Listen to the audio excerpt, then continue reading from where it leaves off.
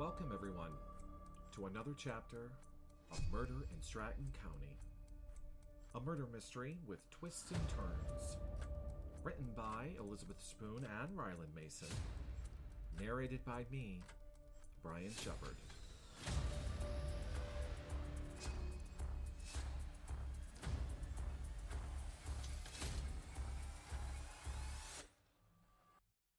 Episode 4. The Killer Strikes.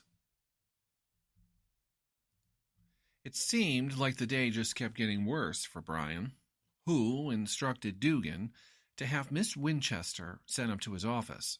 They would conduct the meeting there. Jordan would head over to the police station and assist Deputy Marks.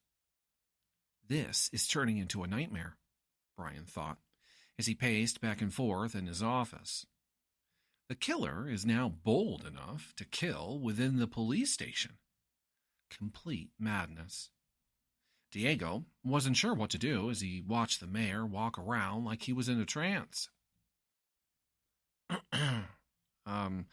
Mayor, sir, do you want to start from the top? Diego finally asked Brian, who stopped in his tracks to turn and look at him. Yes, of course. Sorry, Brian responded by sitting behind his desk.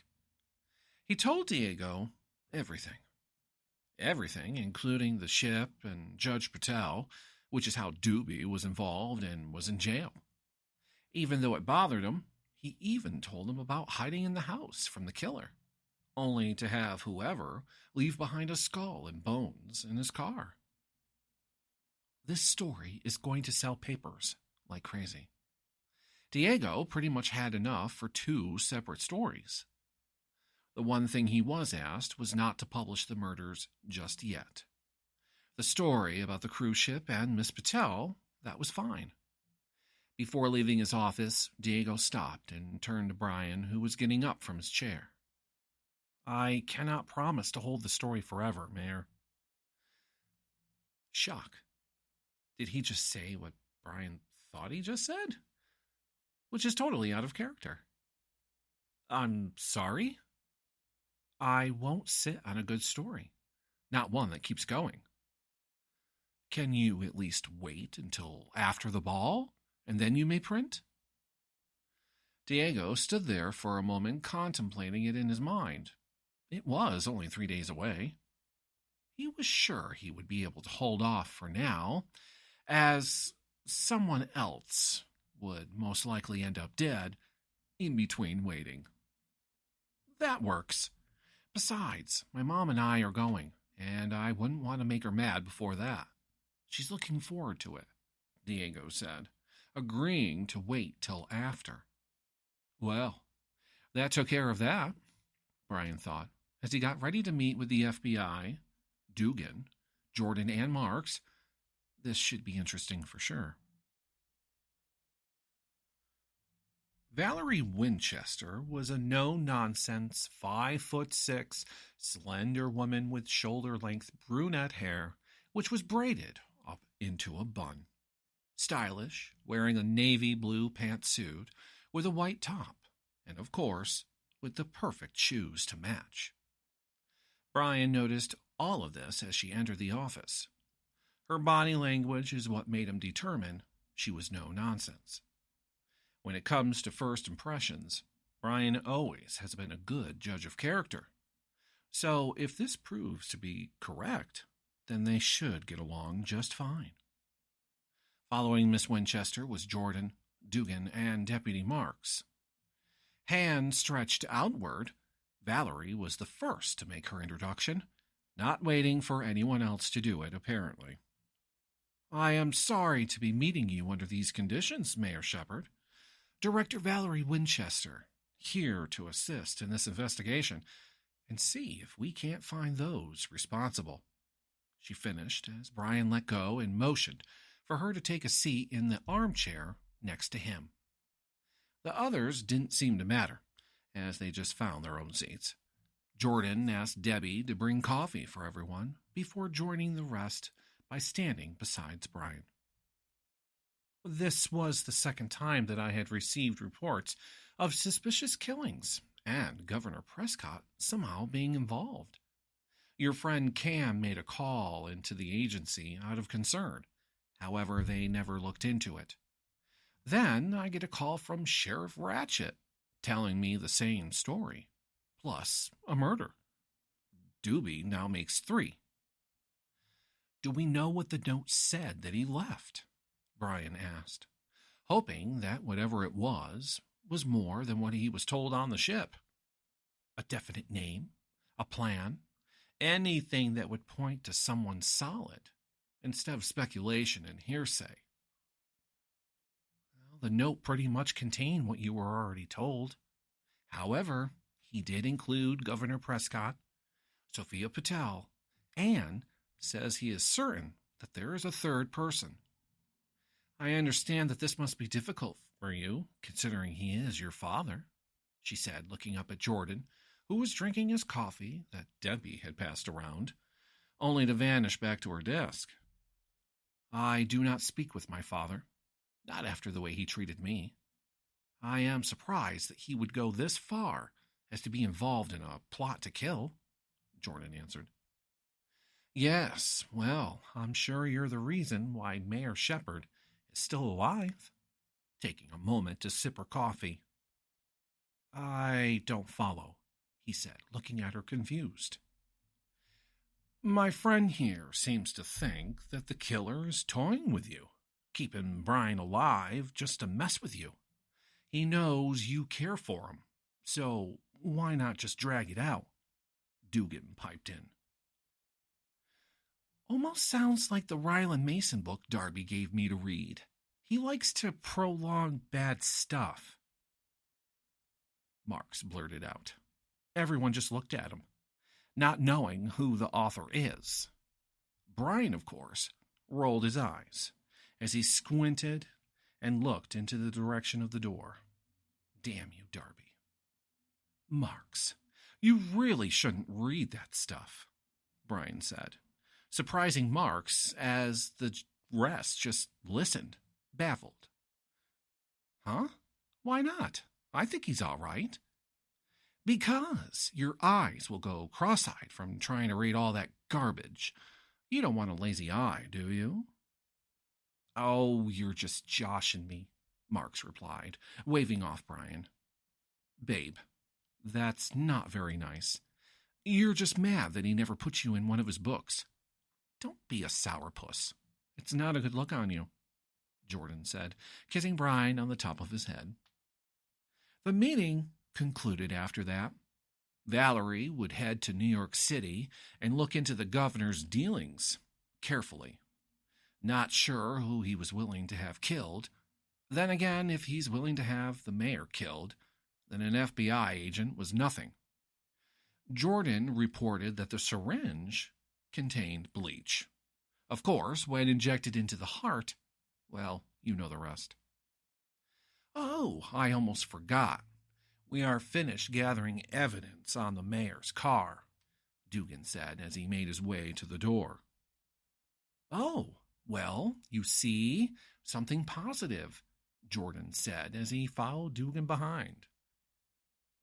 Not sure about that stain, though, Dugan said quietly to Jordan. Positive, right. Wait, did he say stain?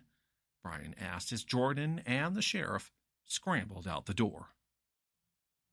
Now that everything was slowing down and nearing 4, Brian decided it was time to head to the house and see if it was ready and in time for the ball, as the planners and caterers would be here tomorrow, being Friday. The ball was on Sunday, so Brian would have to move fast. Tonight's goal was to pull out the family art collection, which had been stored in the basement for God knows how long, as it sat in its own room in the back under the kitchen. It wasn't till the fire that the room was found, as the construction crew had to replace part of the floor and needed access to the basement. Brian found various framed paintings that were of very important people, all the way down to landscapes. One was of President Franklin Pierce, dated 1857. Brian was told he made a visit that summer as he was visiting the town and needed a place to stop and rest. Mary was more than happy to offer her home. Mary became good friends with the First Lady. Jane sent the picture as a gift before her death in 1863. Franklin died 6 years later. Other items included statues, clocks, vases, and of course, the family safe. Made in 1851 for Mary, as she didn't want to lose her fortune. Thought it would be safe with her. Bolted to the floor, the crew had to climb on top of it to get to the floorboards. Still works. As for generations, the key has always been hidden in the same spot, the location passed down. Yet, Brian could never find the safe. Money, old newspapers, family documents, jewels, watches, rings, and of course beautiful diamond brooches. The room felt like Brian was watching Fiona Bruce on Antiques Roadshow in the UK. So, while Brian headed off to the house with Officer Darby, Jordan was just getting home so he could take care of the horses. Now that he had fixed the wooden fencing that surrounds his property, he would be able to let them run and roam into the back part. It's how he's getting to Brian's later, by horse. Brian gets a kick out of Jordan when he would show up at the house on horse and tie off at the side door.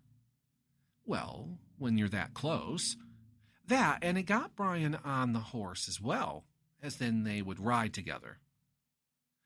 Officer Darby was smart this time to wait inside the house with Brian till Jordan showed up to relieve him. Darby normally stations himself around the front door, giving him a full view of the driveway and the front of the house. That's when he noticed a vehicle slowly making its way up. Noticing that Brian was in the music room, rearranging furniture, Darby proceeded to step outside as the black SUV came to a stop and parked. Darby watched as someone got out from the other side and came out from behind. "Sir, I need you to stop where you are," Darby said as he stepped forward and put his hand up, motioning for the person to stop. If someone was to approach the house from the driveway, Darby wanted it so that they would not be able to leave the driveway and get to the house before he was able to identify and see what business they had. None, as no one came to the house. Darby was unsure what this person wanted. Definitely not alone, as he could clearly see the shadow of someone sitting in the back. And there was a driver. "Sir, I told you to stop. Do not approach. State your name, please," Darby stated, and asked as he moved down the steps. He could clearly see the person's hands on both sides, yet the hat hid the face. Darby believes the click of the gun safety had whoever stopped and finally raised their head, revealing some guy. Darby could have sworn it was Josh Gates standing in front of him. "Hi, Jack Jameson, here to see the mayor on urgent business." Darby was told that this posting had the potential to get crazy. And boy, were they right.